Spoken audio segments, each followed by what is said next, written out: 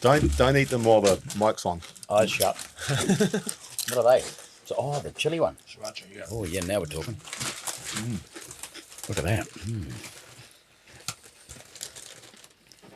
A little bit of kick in that one. That's good. Do you think they were a good idea to have while we're doing a podcast? What, potato chips? Yeah. Yeah, of course. All right. It's like a comfy sort of wouldn't it be? lounge scene, isn't it? Hey? It's like a comfy lounge scene By eating potato chips into a microphone. with company. Don't, because the paper, the thing's really noisy as well. But Well, there's podcasts out there that are much bigger than this, which people just eat food. Yeah. Food podcasts. are they? They eat them and make those sort of noises. Maybe we should dedicate this whole episode or maybe the whole podcast to potato chips. It's a snackachangy potato chips. Wow, okay. Well, if you want to go that far. Have you guys met Finn? Oh, yeah. What do you think of those, Finn? Bloody dangerously good. Yeah, the killer prawn cocktail. Yeah. Brand new, out now.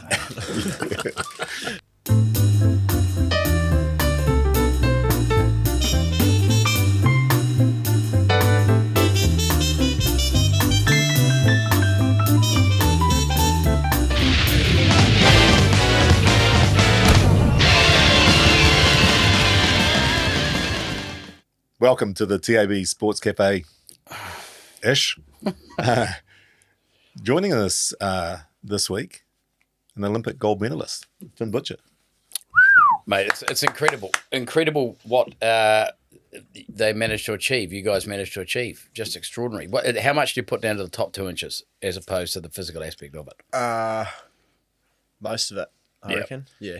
I mean, everyone's on a similar level physically and technically and stuff. So, yeah. I mean, the team as a whole was bloody awesome, to be honest. The most successful performance for New Zealand? Yeah, I in- think in so. Olympics, I think yeah. we had the same amount of medals as Tokyo, but more golds. Yep, So, right. Have you got a gold medal on I you? do. Just casually, not you. I know you don't, but I Whip mean, it out of the pocket. look at that. Is it legit or not? You give it the bite test? Yeah. It makes marks in it the way. Got it on. Yeah, Got don't it on the put it, eh? podium. don't bite it. Amazing. So you've devoted your life to achieving that, and you've done it. Yeah. What's that It's feel insane, like? eh? Yeah, what's it feel like? I mean, have you had sufficient time to sort of It's a good question, mate. It's a very process? good question. Not really, to be honest, but like just even the feeling like towards the finish when I was going to the finish, realizing that I won the race, it was just insane. euphoric? Yeah, like just a complete overload of emotion, and then happiness, obviously, and celebrating with When you coach die, and friends and stuff. It's apparently insane. everything slows down and things flash through your mind. And That's I'd true. imagine, It'd be like that. I'd imagine it must be sort of a similar thing. Like, did you actually go back and process where it all began? And, did you have that sort of cathartic moment of, holy a little shit, bit, I've little realised bit. this I had a feeling? lot of that throughout the race, Yeah. like just wee moments where you'd be like, "Whoa." And how much of it was relief as opposed to euphoria? In other words, I can't stuff this up. No, getting actually, right through I it. don't reckon. Yep. No. Because I just love kayaking so much that it's like none of it was like I needed to do something. It was Yeah. just I The just guy loving it. the guy you beat Yeah. was a pretty strong favourite, wasn't he? Yeah. Yeah. last three world championships he's Yeah. won. So, So why did you beat him this time? it's a good question. Got a better start, pretty Right. much. Yeah, and that's probably like his strong suit as well. Like he's a tank, he's a Yeah. weapon, super powerful. So, yeah, just got out in front. And it's one of the few sports where you actively can try and take out your opponent. Yeah. Where someone's getting to a gate before you can, you cut them off and try and push them out. Yeah, if you're close enough, you can like literally just barge into them and try to get them out of your way. That's how you overtake in the upstreams. But yeah, luckily I had enough space from You're the like start. that in the car wreck. I've seen you. Yeah. At it's intersections. You won't let people in. You know, you've seen If that. they make the mistake of indicating, that's when he closes Yeah. the gap. He's one of those guys. I'm not denying that at all. No, that's just slightly antisocial. Could that be Olympic sport? Well, very much. Driving. Suburban driving, letting people, Yeah.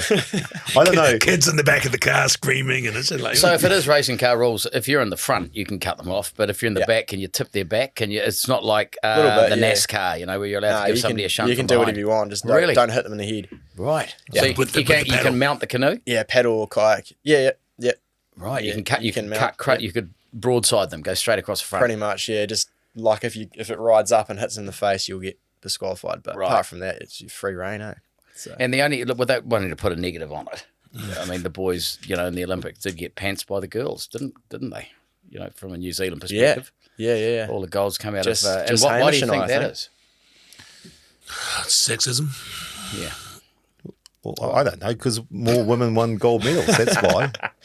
Well, no, I think, my theory is that as a country. So you we're just very- asked me a question that you had an answer to. You just wanted to get me out of the way, and now you're going to answer Well, it. yours is a really poor answer. Right. I think a more considered answer might be that as a country, New Zealand supports women's sports to a very high standard. And as a net result, it's starting to bear fruit, Rick. And I just say to that, big cheers. Well done, Sport New Zealand. I'd agree. That would be the point I was trying to make. Aussie's the same, I think. What was the vibe like in the Olympic Village? There was, big team and, Yeah. a lot of success. Must have, made it pretty fun. Yeah, it was sick. Who was party arsehole? I mean, let's cut Yeah, to there the we go chase. back to our first. Who was at what, 3. sorry? Party arsehole. The person who, over celebrated and probably left Probably someone who everyone got a medal early on and then just hung out in the Yeah. village drinking and stuff. I don't think Thank you. you don't have to answer that if you don't want to. Well, they kicked the Sevens girls up pretty fast from the village, so yeah. I think they'd had experience from them. Yeah, they're very, very, Last time. very good at They're celebrating. They're good. They would have players. been on short odds. I Wouldn't tell they? you, did you? So Lydia Ko today won the. I think they call it the Open at St Andrews. Third major, like an incredible New Zealand sports person. Another gold medalist. She won't come on the show, though, Rick. Hold you've on. tried her, and she doesn't want to be a part of it. Well, I don't know because you won't take my calls. But did you meet her at the Olympics? Yeah. Saw her that night after she won. Super nice, eh? She was awesome. Got a photo with her. I was Nice. stoked. Yeah. So we can rule her out for party arsehole. Yeah, No, right, yeah, she she was wasn't. super I think you nice. probably She rule was her out leaving anyway, the day couldn't you? after. Yeah. She was what? She had to go to another tournament. Oh, the Day day after. Yeah. No time to. Always a good time to travel hungover, though, isn't it? Yeah. You sort of lose the day. It's easy yeah. to be party arsehole on day 2 as well. Yeah, when you think you're sort of bulletproof, Yeah. nothing's touching the sides, and then whammo, So that's good because you can help tell us all about kayaking, and you guys can tell us all about being a party arsehole, which is Well, yeah. We've witnessed More it a so lot. than kayaking, that's for sure. yeah, you know more about it than you do kayaking. Oh, there's no doubt about it. He's Yeah. got a gold medal in that. Let's just look back at one of the sports that's done really well on this show. We've had some great boxers. We had obviously David Tour, and we had Shane Cameron told us this great story about Mike Tyson. Going back to Tyson, I mean, a lot of people wouldn't know that you did some sparring with him. That's why you want to fight him. Yeah. A lot of people don't know you can sort of give him a Tyson impersonation too. Can I? Well, I've seen it, and I think New Zealand should see it as again. I'm glad you asked that question. It is. Glad you asked Help me. Tell the story. Tell the story, mate. Sorry, I shouldn't be touching on that. Impersonation. Do you do it? I spent a bit of time in Phoenix, Arizona, sparring with Tyson. He's got his high pitch, his high pitch voice, and we're in a sparring session, pretty heated sparring session, and he hit me low down here, and I go, "Hey, Mike, what's the low shots?" He goes, "Sorry, Shane." I'm just like, I'm trying not to giggle away and trying to get a hide in at the same time. watching tonight's show, that was Shane Cameron that made it. Right, and carrying on with the theme, joining us also, Joseph Parker. Oh, brilliant. there How'd we you go. pull that off? This is a good show, isn't Just it? reckon, Yeah, it's got potential. This. Well, actually, when I Blank say room. Joseph Parker, I mean Joseph Parker's room. Oh, Oh, there it there he is. is. There he is. There he is. Lovely. Welcome aboard, mate. Hello. Oh, I can't believe Rick's pulled this off. This is it's a coup for a shit little show like this. Isn't it? So, Joseph, you got a fight coming up. Is that right? You know what? I wish I had a fight coming up. I'm working on a fight, but I'm at the moment I'm helping to promote David Naika, and he has a fight coming up in the next few weeks called the Manuka Doctor Road to the Title. But there is a chance that you will be hopefully fighting on the Tyson Fury undercard. Is that what we're trying to get sorted? We're trying to work on that card, Tyson Fury versus Alexander Usyk, and I feel like that's the biggest platform to fight on, and we're working on locking the fight as soon as we can. I've been fit and ready since March, since my last fight. A big part of boxing nowadays, Joe, I suppose it always was calling people out, that you want to fight. Is there a bit of a skill to that? If you want to fight someone, you key their car or something, or throw a barbecue gas bottle through the front window or something. And If you want to fight someone, just walk straight up to them and punch them in the face. You go, hey. But you know what? I've been doing these call-out videos with Kerry Russell, a Yeah. good friend of mine, but they don't seem to be getting any traction. I feel like a lot of people say, oh, that's a great call-out, that's awesome, but there's no real fights being made from these videos. yeah, right. So you might have to have a different approach, maybe more aggressive, or Yeah. I don't know. Work on your You know? insults. Yeah. So Yeah. is that the key? You're ready to go. You've got an opportunity to fight on this undercard. You just need someone to fight.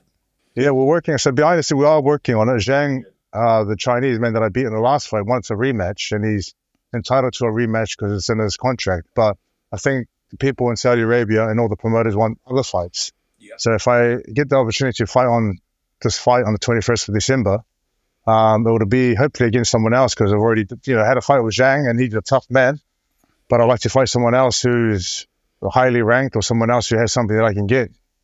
You've changed your body shape and your sort of style a number of times, it appears. And obviously to get in shape for a fight, and you say you've been in shape since March, that must be bloody frustrating, because you're sort of peaking and holding for a long, long period of time. Then the fight doesn't turn up. Would you ever contemplate going into MMA? You know, I mean, if Oh, no. You No way. no, Please, no. Listen, that's MMA is. I respect those fighters a lot, and a lot of them are good friends of mine. But that is a dangerous, dangerous sport. Like elbows and knees and getting choked out. Listen, I like to get punched in the face, and that's it. Yeah, and you got to stay fit, as you say, with the diet, that kind of stuff. I mean, you couldn't exactly just go off and start eating killer prawn, cocktail chips, some snackerchang, or even the sriracha flavour, which are both new at the moment. They wouldn't be great for you. They're available now, actually, They're in bloody most tasty, stores. though. But The you know what I mean? sriracha The in diet particular. must be, that's something you've been focusing on, isn't it? Do you need my address to send those chips out? Yes. They're on the way. You know, I think the most important thing that I've learned in the last year of boxing is that I had no idea about how important food and nutrition is. I had no idea whatsoever. And I had no idea about the importance of doing the right strength conditioning and the right training, the right rest. That's the opposite to you, Rick. You always knew. I employed a guy named George Lockhart, who worked with many champions around the world. John Jones, Conor McGregor, Tyson Fury, Gennady Golovkin. He's worked with everyone. And he's made the biggest change in my career. So him and Andy Lee together. George is here in New Zealand at the moment. He's American. And he's been here since April. And we've just been training every day. He's been feeding me every day. I've put on 10 kg since the last fight, because he's been feeding me 6,500, 7,000 calories a day. wow. So it's a job to go and train, and it's a job to come back and eat all this food. Yeah, but you have bulked up quite Well, significantly. hold on. I mean, I don't do the training stuff, but I certainly do the eating, which has really made me sort Yeah. of more aggressive. Mate, It's a we've fine got line, Rick. a boxing champion on the show. You Yeah. know, we know that you're morbidly obese, Yeah. right? And you've got a weight problem That's and an eating a condition. separate episode talking about that kind of issue. We've only got this guy for 5 minutes. Let's talk to Yeah. him. World champion, Yeah, former world Yeah. champion boxer. exactly. Yeah. Who's the best in the game at the moment? The number one name in boxing, is it Canelo? You I got love him. Canelo's like in the heavyweight division, which is one I follow with interest. Is you got Usyk as number one, you got Tyson Fury number two, Joshua number three, and I'm sitting around number four. But Canelo is one of the biggest draws in boxing around the world, and he's still a big draw card now. And we've also got with us, Joseph, we've got Finn Butcher's in here, who's Olympic gold medalist, who's 77 kilograms. 77 kilograms. I remember. I think I was that weight when I was 10. Yeah. Because you did you? Am I right thinking you went to the Com Games, but just went professional before the Olympics? I went to the Commonwealth Games and I missed out on the Olympics. And again, the training that I did as an amateur, I had no idea about. I was training, I was doing whatever I thought was right, and I was eating Burger King and I was eating whatever I wanted to eat leading into these tournaments, because I had no idea. So, in order for you to reclaim the heavyweight championship, you probably got to go up against Tyson, presumably, who's a good mate of yours from what you read in the papers. Technically, that would be a pretty difficult fight, because he's got huge levers, he's long, he keeps his distance. Whereas the guy who beat him, whose name escapes me, Usyk, Alexander Usyk. Yeah, you'd probably be pretty keen on a go with him, I'd imagine. I'll fight anyone, I swear. Honestly, I'm keen to fight all of these guys at the top. I want to fight Usyk, Joshua. I would say Joe Joyce, but he hasn't looked good in recent times. I like to fight Dillian White, but he's got a few issues that he needs to sort out. I think the best person to fight would be Usyk, as he's the champion of the world. I think Tyson is very good. I've trained with Tyson for a long time. He's done so much for me, and we're very close. But he's very fit, got good leverage, and he's got very good boxing IQ. What do you do when you're not boxing? I can see in behind, we've got the drum kit in behind you. What else do you do when you're not boxing and singing? When I'm not boxing, I'm training. And I love to play instruments. I love to go fishing. I spend a lot of time with my kids and my wife. And but like I said, I got George Lockhart here down from America, and he's been living here since April, and we've been training every day. Like we're just been building. And when the fight is locked in, and when we fly to Ireland for camp, we are going to be. This is going to be the best shape I've ever going to be in my whole life. Do you know this? I remember doing an interview with you like 5-6 years ago, asking you a similar question, and your answer was quite different. Like you have quite a different mindset now than what you were like 5-6 years ago. Even when you won the world title, you seem to have a different mindset. Yeah, when I won the world title, I was very young and very silly, and didn't take training or the fights that too seriously, like I am now. And now, like I think I'm content. I'm a content fighter who is happy with life, happy with my family life, training life, and life outside of boxing. And I just feel like I'm going into every fight like a happy man, but dangerous man. If you need someone to spar with, I'd like to volunteer Mark as a sparring. Would that be possible? Yeah. Oh, it'd be a bloody big ring, and I'd be doing a lot of running, put it that way. You know, one thing about sparring, though, when we do the sparring phase in camp, it's very serious, right? And one thing George has taught me, George is the nutritionist, also strength and conditioning trainer, is that before sparring, he'll get me to have a spoon of honey, right? And what this does is Manuka honey. What it does is that you got a thing behind your throat called the oral pharyngeal receptors, and what that does is that when you have the honey, the sweetness of the honey goes up to your brain and tricks the body that it's got more glycogen or more energy than what it has. And so all of these things are very like science based. Do you do that before a fight though as well, Joe? Do you do that before a fight? Before a sparring session, before a fight, whatever we do in sparring is exactly what we do for a fight. So I carry the cereal with me. If you guys want some, I can send you guys some as well. You can exchange for the chips. Well, it's funny you should say that. Some of these flavors, I think the killer prawn cocktail does have honey in them to a degree. That'll be the best one. All right. I think Mike Tyson had a slightly different approach. He was doing other things, putting other things in his face before the fights, wasn't he? If there was a fighter in history that you could fight, you know, who would it be? Who would you love to have the chance to fight against? I would have loved to fight Mike Tyson or Muhammad Ali. Those guys go down as the greatest fighters. You know, you always want to test yourself against the best in the world. And Mike Tyson, I did have I had an experience with Mike Tyson back in Saudi Arabia. He saw me and he was like, "Congratulations, champ, on your fight with Deontay Wilder," and we got along real well. And as the night progressed, he got angry at someone, and then like next to me, and then I sort of jumped in and said, "Mike, so good." And he goes, "I wasn't ever talking to you," and I was like, "Whoa!" And I don't know if like Mike still has this sort of like intimidating. Yeah. And I sort of like I just looked at him, and then I got like I just went back and watched the fight, and I was just like, this is crazy. Hey, don't make him angry. Joe, what do you make of this modern era, this stuff with YouTubers, Jake Paul, Mike Tyson fight? You know what I mean? What do you think of that? It's sort of disrespecting the game slightly, isn't it? Not too. They bring a lot of followers and they bring a lot of new eyes to the sport, and they're also giving the sport a go. And boxing is very hard to do, but there are some like fights that are happening around the world that are like mismatches and fights that just it does take away from the actual sport itself. Yeah, I mean Mike Tyson, for example, how old is he? But also, you know, young people probably think, "Oh, Jake Paul, if he wins, is better than Mike Tyson," kind of thing. You know, it's annoying. Yeah, you want to see a boxer really give him a definitely a mismatch. That's definitely a mismatch. Mike Tyson was a great fighter back in the day, but that was back in the day. Like Mike Tyson is over 50 now, and you got Jake Paul, who is improving with each fight. So I think that's a fight that's not really. A lot of people will still watch it though. Yeah, it's a bit like Sportscafe was a great show back in the day, but now it's sort of a bit old and tired. They're over 50. Over 50. battling. Yeah, it's disrespecting. It's disrespecting podcast Everyone. TV. Yeah. It's disrespecting Everyone everything. who's trying to do a decent job. You know? Yeah, sorry It's about that. disrespecting you, Joe, putting you on this. Making you come on. No, listen, but this just- is fantastic. All right, mate. I know you're going to go off and do some training. No, so I just want to know. You talked about Ali and Tyson. Who's the greatest? Who's the greatest? The best ever. Who's the best ever? Everyone would say Muhammad Ali. Listen, I love Mike Tyson. Even though we had that run-in with each other, I still love Mike Tyson. He's the sort of guy that if you got clipped by Mike Tyson, it'd be like almost a badge of honor, wouldn't it? If you wake up. if you remembered it. I feel like even now, if he clipped you, it would still be very, very sore. Yeah. I'll go and call him out. Practice some of your insults on him. Yeah, no. All right, mate. Oh, what the look at you? If you can get 2 years out of it. Yeah.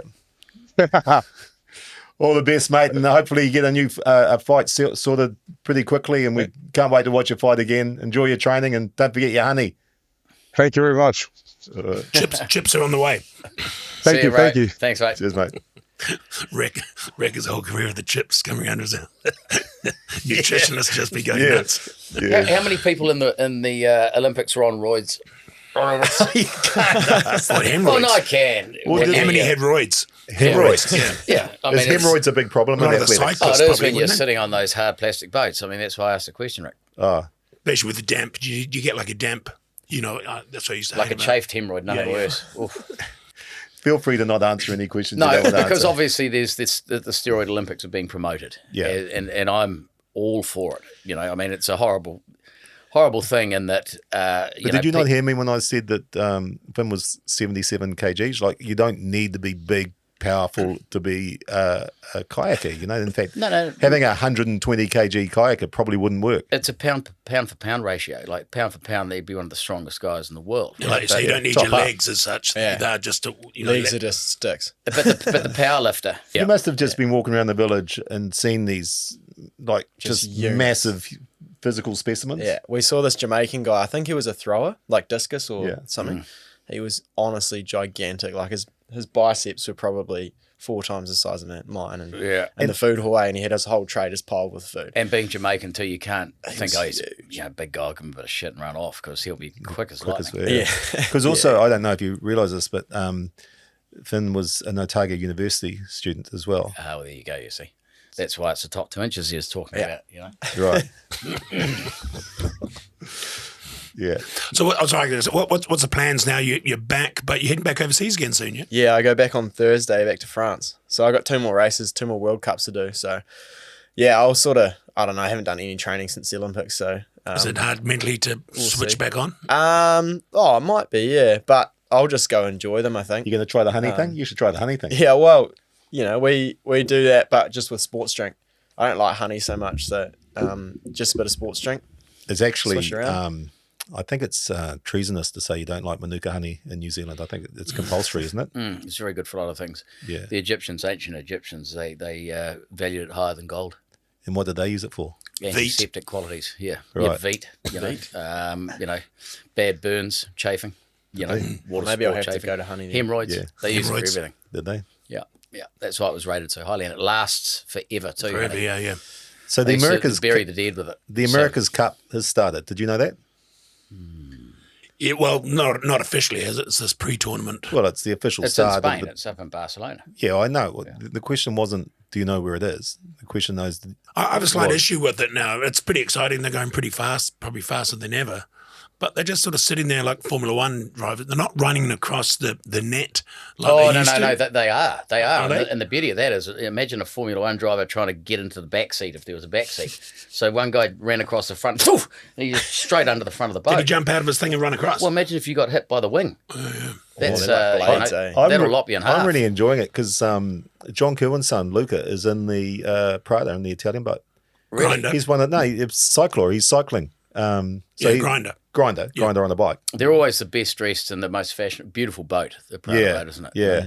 So when you're watching the America's Cup, look at Prado and you'll see the number 14. That's Luca Kirwan. Pretty Oh, cool, really? eh? Brilliant. Yeah, it's good. Well, now we've got, another, they're always our second team, aren't they? We always like the Italians. Yeah. One of the difficulties so far on this show is you've been promoting your stuff. Like you'd come on here, you're pushing Well, this is the first time I've done that. Yeah, but you've done it 19 times. Yeah, well, you can edit more in, okay?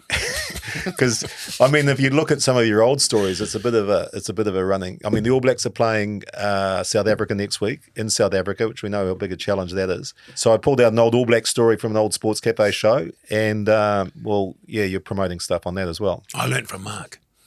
No. When you're doing a sports story, it's all very well just getting all the interviews and stuff. You've also got to get the action cutaways, the team training, that kind of thing. That's what we're doing now. So we just want to pull up here, mate. We just want to get some action shots. I'm just going to keep the cab running for about 20-25 minutes. We just got to get some cutaways and that kind of thing. And oh, mate, can't do it. Got to go, mate. That's it. Sorry. Well, we couldn't just get the bags then, could you? Yeah.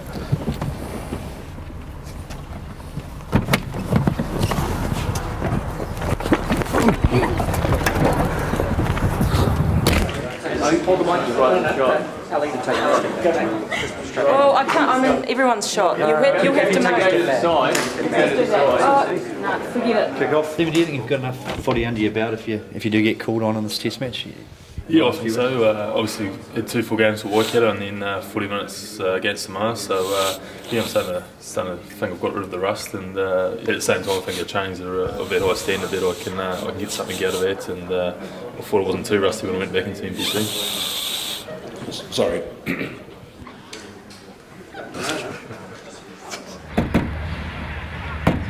Oi, let me out! Come on, guys!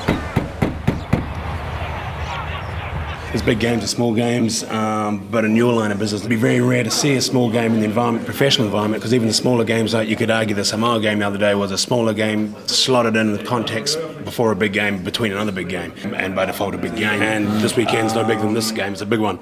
In the professional era, is there such things as a small game nowadays, or they're all big games? Because even the small games are big games by default, by the fact that they're just before a big game. So, I mean, is there such thing as a small game nowadays?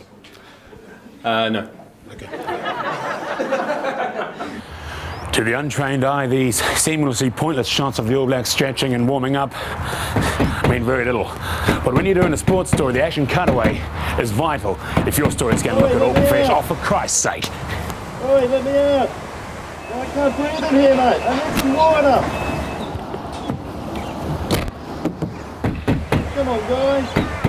The first 20 minutes could well decide what's going to happen. Is that the most important facet of the game? You can actually ask me if you like. Haven't you got a new DVD at the moment? Oh, have you got a new DVD out, have you? I'm glad you asked. Yeah, no, I do. Well, it's finally here. The Moon TVD DVD, Series 5. All your favourite moments packed into one DVD. Available online or at the warehouse. Buy it now. Tell them I sent you. You can have that. Oh, awesome. And I'm sure it around the fellas. Hopefully the DVD's as good as the cover itself. Oh, DVD's not in it. You want that as well? Oh, okay. That's just the case. Okay. Okay.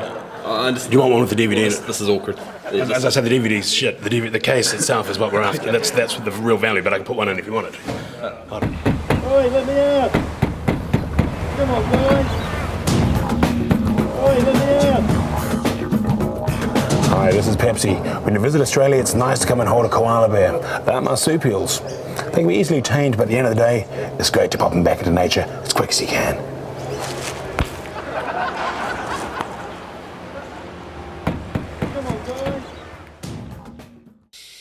Wow, that takes me back. Does it?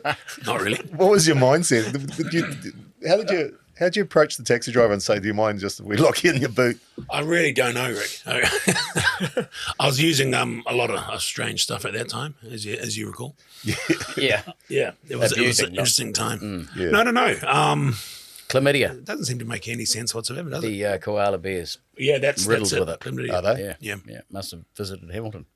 Oh, can we say that? Edit that out. No, that I'm going to leave in and use on social media. I'll be really welcome down there, won't I? Yeah. No, I'm jesting. It was a long time ago. They've got penicillin now, haven't they? Oh, yeah. Yeah. Bit of a stupid question, but I suppose it's at the show to ask it. Do you ever, do kayaking sort of recreationally? Like would you go to sort of the States, Colorado or something, and ever do those sort of trips? Like maybe Pakistan or, whitewater. That's not recreational, Pakistan. Yeah, that's terrifying. Well, it depends what you're doing over there. Yeah. A little bit, yeah. Don't have heaps of time to do it in between training and stuff, but when I go home, I I do get on the local ones. Yeah, right. But you haven't done many sort of trips overseas just for that. But it is fun. Like you get to go to some cool places that not many other people get to go to. But yeah, to I think use an Pakistan analogy, will stay off my list. you're pretty much like a surfing world champ, but they've got the big wave surfers like the guys using the canoeing parlance who go over the big waterfalls, the big drops. Do you do that for shits and giggles? Or no, that's terrifying. So that's to a degree, but not to. No, New Zealand kayaker Mike Dawson. He's like the king of that sort of stuff. Really? Yeah, and he coached you for a while. Yeah. A couple of years ago, he spent a season or two with him. Speaking of white water stuff, remember that movie Deliverance? That old movie, Rick was in that. Yeah, Deliverance, is a great movie. Yeah, it's sort of it's unnerving, isn't it? It's kind of it's kind of quite at the end. It's all kind of it's pretty depressing actually. Yeah. The sort of thing you watch with kids, No, but if you're into kayaking, it's a great movie. Well, that's more rafting, wasn't it? Yeah. You know the movie Ted? Yeah. Really quite funny. Showed the kids that when they were like 4 and 6. Bad dad moment. Why? Well, because it's an R18, I think. Yeah, but they wouldn't have got all but that. Yeah, exactly. But and this is the crux of the story. They didn't get it. It all went over their head, and they thought it was really funny, a talking teddy bear using bad words, right? But then, how old were they? They were like 4 and 6, But then they got to like 10 and said, "Well, we've already seen it, so we should be able to watch it again." And then they did get it, No. Don't show your kids Ted, not unless they're under 7. Right. Yeah, it's a perfect movie for an adult to take kids that young. They both enjoy it on different levels. Yeah. Well, it's like what was it? With Bungle and Jeffrey and Zippy. George. Zippy. Yeah. There was some double entendre there. There's obviously legends and Rainbow. Yeah, Rainbow. Yeah. And we've talked of some of the legends like Ali and Tyson and Effie. Yeah. Who do you think was the biggest name that we've had on Sports Cafe? Oh, George Best was pretty awesome. Oh, good one. We'll throw to him then. Oh, really? On the field, you think, all right, this week I'm going to do something special, or? Yeah, I used to. Yeah, I used to plan things, and normally get away with it. I mean, I played one game once. I had a bet with some friends of mine that I could play 90 minutes without touching the ball with my right foot, which is my natural foot.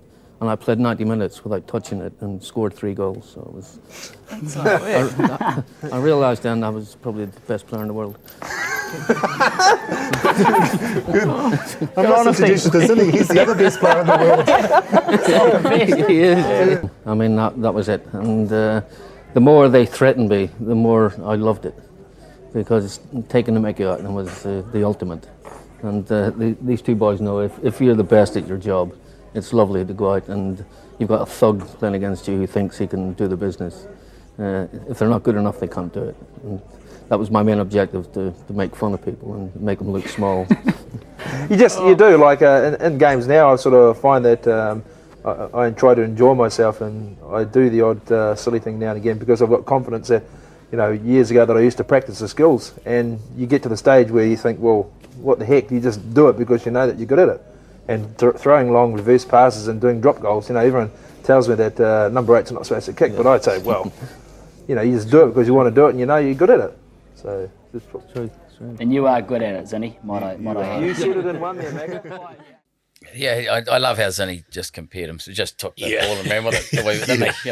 That's a hell of a drop goal he did in the World Cup, wasn't it? Yeah. But he was. I mean, at his sport, Zinny was a freak as well, Probably not in the George Best mould of freaks, though. Well, we're not comparing myself to George Best, but he played a whole game just touching it with one foot. I played a whole 90 minutes touching it with no foot.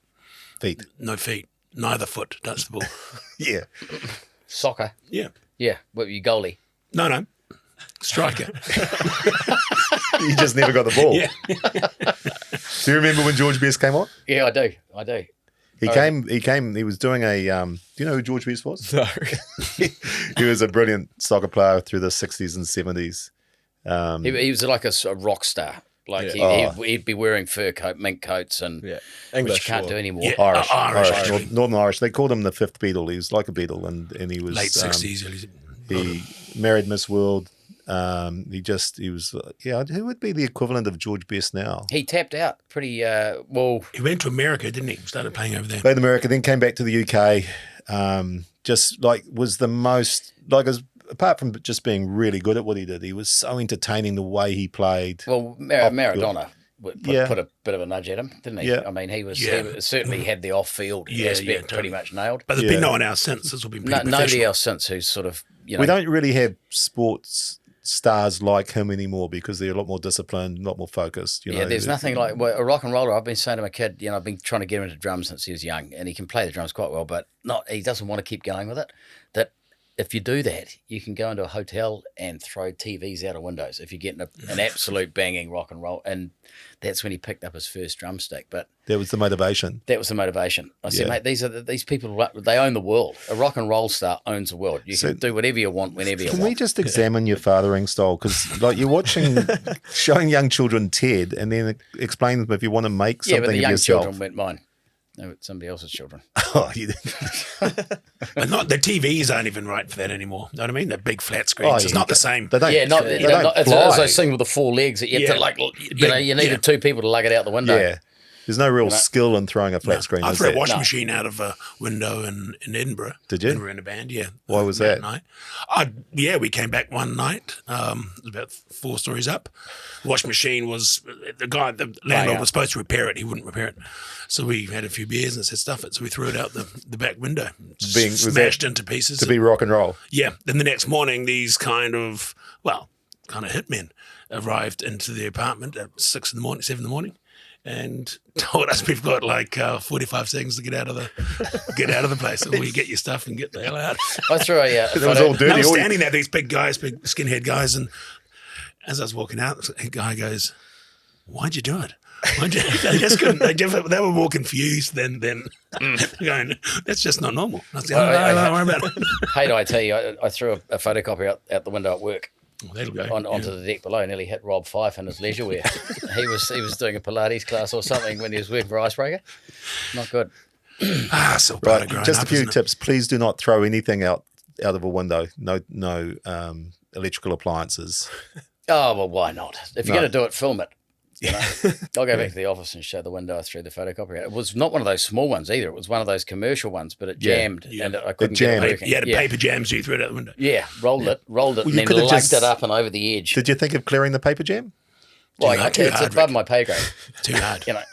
I know where and what I can do. And there are certain things that you can lift and throw a photocopier, but you can't. It wasn't the first time it had done it. Right, so it was the photocopier's fault. Yeah. I know someone at a Christmas party who was trying to photocopy their ass and got one of their testicles caught on the rollers of the got a paper jam technically. They were jammed up. making love to the machine. Can I ask how well you know this person? Like, is it you? No, it wasn't me. I know a person. They had to get the Ubix guy who'd come around to clear it. Yeah. 2 a.m. Yeah, give us some of that solvent to take the ink off. Just throw it out the window, attached. Yeah. Better than pulling a tooth. Right. I'm not sure. It's a late night call out again. Oh, okay. Here we go. Someone else. Not him again. Yeah. So let's talk about my TAB bets this week. Would they mind? Well, I blame them on you before I don't eat those chips because they're too noisy on the microphone. Just have a quick one while you're setting it up there. Yeah. Sorry, mate. It all got boring all of a sudden.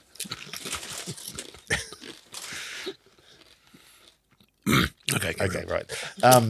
So I put a lot of money on the Warriors because it was Sean Johnson's farewell game. I thought that they'd be up for that game. I thought Sean would set up a couple of tries, and they were for the first half, weren't they? Yeah. Don't. That's good. I like. It's that's good. For the last 10 weeks, you've never ever talked into your microphone, and suddenly you got some potato chips, and you're right on mic. That's a gift. So we lost a lot of money on the Warriors. Okay. I also thought put some money on Auckland Rugby, didn't come through.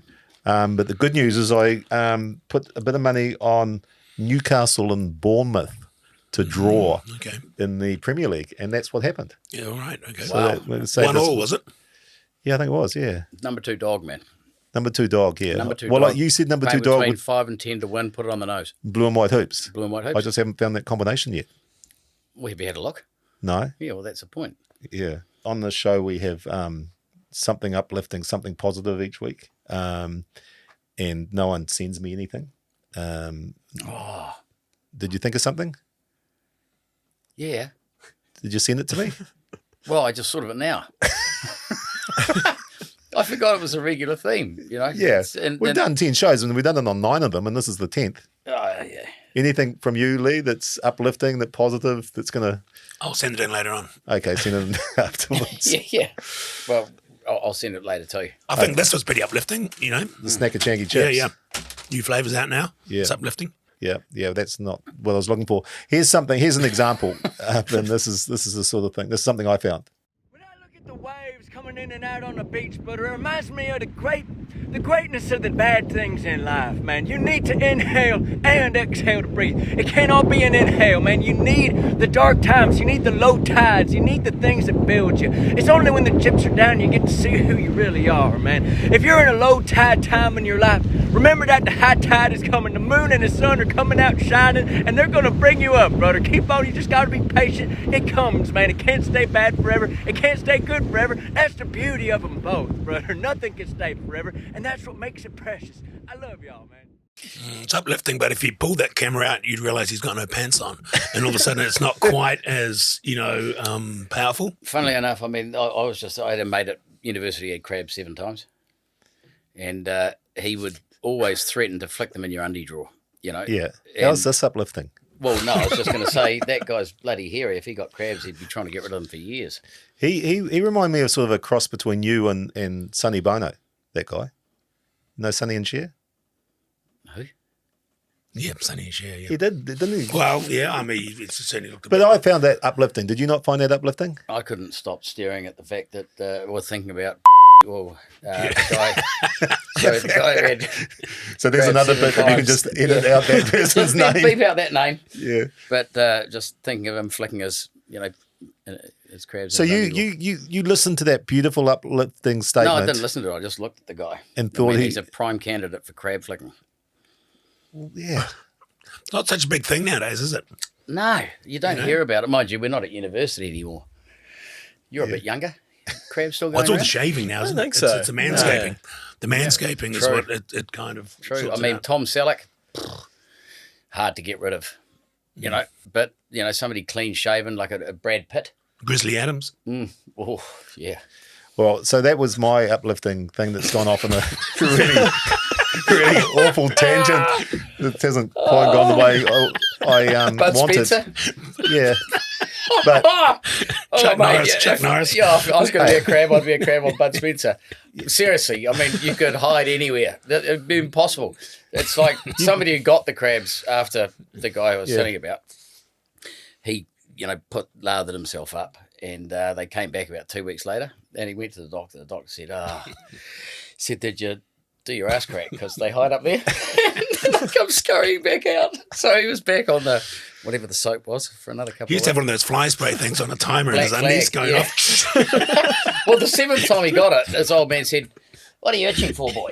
Come here." And he said, and he had them on his arm. He said, "Jesus, you've got crabs." He said to his wife, bring the black flag. Made him drop his pants in front of the family and sprayed him with black flag.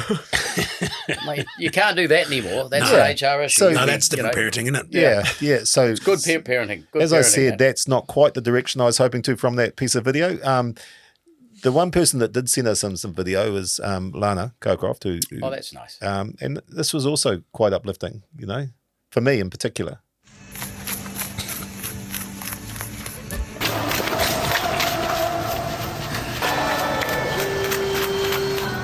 Is that real or Yeah, I'm not sure why she sent it to me. what's it doing in it's like in a stadium? It's an ice skating rink. A stadium. Yeah, but like No, it's at a Aquarium. marine land. oh, okay, fair enough. I thought it was like on a basketball court. So it's basically what would that be? An elephant seal or just a It's just seal? a normal seal, I think. Just a it's seal. just a stock standard. It might be a leopard, baby leopard. Yeah, I think it's a leopard seal just bouncing along on its stomach. Lovely. It's the sound that it makes. Can we turn that sound up again? It's Is that sort how of like they the always move? Yeah, on land, I think, yeah. Yeah. That's the sound. If you shut your eyes and listen to that, you'd think Lana had said something different. I don't know. Why did she send it to me? No, I well, think she it's couldn't big. find a dugong, could she? She just No, sent... manatees don't splash around upside. They're Have you very ever- graceful underwater, but You don't go out in the ocean and do any kayaking? Not often, no. Have you ever Did seen a bit in Dunners, to be Have fair. you ever seen it? Oh, not you wouldn't see a manatee down there, but the manatees and the dugongs are No, just seals. just seals. Yeah. Have you seen a few seals out in Dunedin? Sharks? No sharks. Haven't seen any sharks. Those cool dolphins. What are the small dolphins? Hectors, Yeah, yeah. those are epic. Yeah. But no sharks. They're no the most manatees or sarcastic of the dugongs. dolphins. The So hectors. how much technology is in kayaks? Are all the kayaks the same? Your pedals the same, or are you looking for an edge in technology? A little bit. They're all pretty similar. Like in the kayak cross, they're Yeah. all blue, which Oh. they look similar, but Yeah. there's about 3 or 4 different companies that make them, and they're just plastic, pretty low tech. Can you pretty make low them tech out of any product, or No, it has not to those be ones. like Yeah. plastic? They have to be plastic. They have to be mass produced as well. So Oh, you should okay. be able to Same buy them, weight like, and just- everything, yeah. Yeah, 18 kilos. So you can't sort of go and work with some scientists and go, let's Carbon fibre. Nah, or- in the slalom America's you Cup can. it up. Yeah. So the slalom you can basically do whatever. They have to be 9 kilos and 3.5 meters long, but apart from that, you're free. because to you do started that, out doing slalom, didn't you? Yeah. So I do basically like sort of started off doing kind of all kayaking, and then mostly slalom for training and racing and stuff, and then And do both now. When they started making kayak cross an Olympic sport, did you really sort of get excited because you're like, I'm really good at that compared to the slalom? Oh or- yeah, I think so. What makes you coming from down south? I reckon it was just like we did it all the time, just on like natural rivers. So you've been training for it your whole life? Sort of, yeah. And like not exactly that, but yeah, like we Is that just because of race the, each other the randomly and stuff. aggressive nature of southern races? Like everyone's like no rules. Is that why? There's or- something in that, I reckon. Yeah, I don't know. Something Kiwi about it too. You do I a bit of think. curling as well, I'd imagine. Oh, I used to dabble. Yeah, Yeah, well, it's so fun. it's a lot of fun. The Yeah. curling, isn't it? You Yeah. done curling, Rick? Yeah. Yeah. We With a little Sportscafe- dram and you get all dressed up for it. Yeah, and, yeah. It's quite Down a in the thing. Alexandra Ice Rink, Naseby. Naseby. Yeah, that's we entered that's Mecca. the nationals. We won. We you? beat the New Zealand champions in one end. In one end. This was me and Ben Yeah, Hickey, yeah. the human cannibal. Yeah. We beat them at one end, and we said, "Shit, mate, this could be our sport." Right. So we entered the nationals. Went down there and got pantsed by like one guy with one leg and one arm type thing. It was Yeah. horrible. Yeah. We thought we had a chance because it was just a fluky end. Right. So You're doing the broom and all that. Oh yeah. Great sport. No, not much point doing That's that my- when you chuck it in the My bloody favourite one at the Winter Olympics, I reckon, to watch. yeah, Yeah. curling. So good. Oh yeah, it's a passionate sport too. Yeah, There's a lot yeah. of screaming and yelling and It's a great drinking game, isn't it? You know, curling. yeah. Yeah, as, but as opposed to not you at know, Olympic level. kayaking, you know, Yeah. where you can't really, you know, No, you can't indulge in too many beers before. no, going during. down. It's there's not many Olympic sports. Is it an Olympic sport? Winter Olympic, yeah. Yeah, Winter but not many Olympics. Olympic sports where you can actually have a little dram while you're doing it. I don't think at the Olympics they drink during the during the curling. Well, I don't think anyone would be opposed to it, would they? It's not a performance enhancing. You look a bit of an idiot if you showed up to the Summer Olympics with all your curling gear in that, eh? You got the season wrong. You know, you're out a whole year. Just sit in the village with everyone else waiting. Yeah. You'd be the party arsehole. Really hot. Yeah. And then the other sport I wanted to bring up was tree climbing. We once had a professional tree climber on Sports Cafe. I think we had a couple. Here's one of them. Yeah. What's the most difficult tree to climb, do you think? Putakawas. Yeah? Yeah. Right. Mature putakawas. Pungas are difficult though because if you go out, then they've got those furry bristles and it can quite often get stuck in your throat and larynx. Yeah. Have you tried it? I have. I've gone up a few pungas. What in were my you time. doing going up a punga? That's a scar from a punga. What were you doing going up a punga? Admittedly, I was a little inebriated. Well, you try and get to the top of them. You know, The punga. Yeah. Looks rewarding, but you've got to sort of come out and climb underneath the mushroom to get on top of it, which is easier said than done. Tree climbing is one of your special skills, isn't it? Used to be. Not so much now. No, had a nasty fall. Did you? I was at a party with the human cannibal, and there was a. Why does he keep on coming up? There was a cabbage tree about 5 meters off the deck, and we said, "Look, the human cannibal surely can fly and take that tree out," because the old man, the dad who owned the house, said, "I hate that bloody tree; it blocks my view." So he just ripped off his shirt and gave it the old "unleash me," and we cleared a room, and he just tore at this thing and dove, and all you saw was this hand as it went past, and he missed the tree completely and just disappeared through the foliage, and we just heard whoomp, and we didn't hear a or anything, and the drop would have been 8 meters, and he had landed flat like a pancake on the neighbour's driveway, thump, and just hadn't moved. He got up, Did he? He walked off. He walked away from it. All right, Finn. Well, thanks for joining us on Sports Cafe and getting an education into Mark's past. No, mate, these guys deal with a lot more risk than we do, and never ever done. Really. Yeah. Is there any risk in the actual start? Like, that looks to be quite a scary thing. Yeah, a little bit. Yeah. Well, sometimes the ramp doesn't drop properly. Oh no! So it can go halfway, and then all of a sudden you sort of get kicked over the. Do you ever nosedive? Do you ever sort of not? Yeah. And one of the races this year in Prague, the World Cups, one of the girls, they mucked it up, and you're sort of supposed to land a bit flat, so you skip out, and she went over the handlebars and went straight down. Oh no! And the water's only sort of, I don't know, a metre deep maybe, and just boom, straight in, like smoked her ankles. Oh. Yeah, because it's like landing on concrete from a couple metres up. Yeah, but I mean, on your what ankles, happens there? I mean, there's got to be that's a clerical error. You know? Yeah. Is there some Bit of a cock-up. recompense if you get your legs broken because the... Yeah, or I you don't just, know. sorry, hard luck. I think it was a bit like that, yeah. Really? Yeah. So where's your next event? In Ivrea, which is like an hour west of Milan in Italy. Wow. So yeah, and then we go to Spain. Do you feel any pressure now because it's going to go now Olympic gold medal winner now? You know, are you feeling that kind of pressure at the worlds at the championships? Oh, not yet, but there might be. Yeah, Yeah. I've got a bit of a target on my back, I suppose. But yeah, I mean, we all know each other pretty well, so yeah, I'll be keen to rip into it Alternatively, anyway. does it and, give you confidence going into the next two? Like I'm Yeah. an Olympic champion, I can beat anyone. Bit of that, yeah. I mean, like, it's kind of one of those things, right? You know you can do it. You know you can win, every race you go to, but until it actually happens, it's sort of just That was false. his question earlier. Is it a sense of relief or was it just exhilaration? You said Yeah. complete exhilaration. Yeah. Now you've got the cross on your back. It'll probably be relief. It might be, You know, yeah. so- Yeah. But it's also, I mean, anything can happen in that bloody thing. That it's pretty hectic. Someone can just take you out if you're not in front and in your day early. So who knows? I mean, it's pretty fun ripping into it with the fellas. So, Well, Congratulations, mate. Thank you very much. Appreciate it. You said anything could happen, and what happened was your Yeah. greatest day ever. Yeah. and Yeah, boy, the you best lifted, result possible, and so. you lifted up.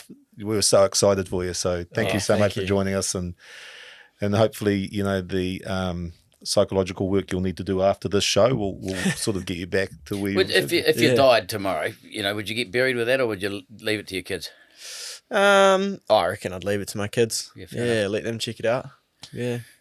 Often wondered. Don't have kids yet, but okay, leave it to Often mum and wondered dad. those when sort you of do things, get kids, perhaps wait till they're sort of in their late teens before you show them TED. Yeah, Okay. I've got a few things noted from you, mate. So Yeah, you've been writing a lot of Well, notes when down. they're young, I've when they're got young, that. show it to them when it's over their head. But I remember about my uncle's funeral or crematorium. At the crematorium, he was a Kiwi, and he was for the service. He had his Kiwi jacket on, which was Kiwi as in Kiwi rugby league player. rugby Kiwi, right. rugby league, and no, he was a New Zealander, Rick. Well, no, I'm explaining it to the listeners. yeah, my uncle, he was a Kiwi. Yeah, he was a Kiwi. Yeah. It's quite unique. Just like all of us, and the people Good watching. story, eh? Yeah. And but obviously they don't want him to get cremated with the Kiwi jersey on, So it was a really awkward scene. I remember my father talking to the guy running the funeral home, going, "Look, wouldn't mind getting that jacket off him at the moment." So it was like he was trying to. And then the guy was going, "What?